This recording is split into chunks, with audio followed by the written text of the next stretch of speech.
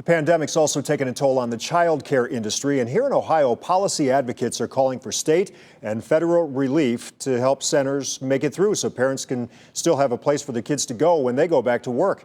News 5's Olivia FECTEAU tells us one daycare owner has already had to turn parents away. It's challenging because I get calls every day for parents who need to go back to work. Nikki Foster owns Wycliffe Academy, a child care center in Lake County. Pre-pandemic, this place served nearly 150 kids a week. Now they're at half that, but with ratios in place for teachers to children, they can't take in more. The ratios have been brought down to minimize as much contact as possible.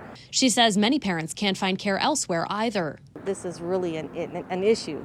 It really is hard. Wycliffe Academy has been able to remain open with reduced capacity, but the owner here says many other child care centers have been forced to close. With fewer financial resources, centers like Wycliffe Academy are having to take on more staff, but for fewer children, meaning they can't spend money on things they need to do for the buildings either. People are going back to work. That's a great thing. We want everybody to go back to work.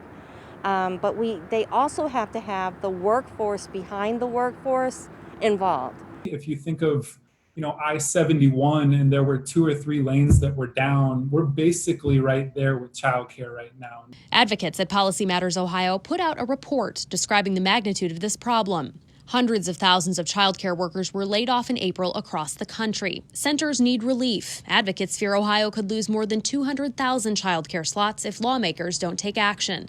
Until that happens, they say we can't really get the economy restarted. At the end of the day, all parents deserve to go to work knowing that their kids have a safe, nurturing place to go.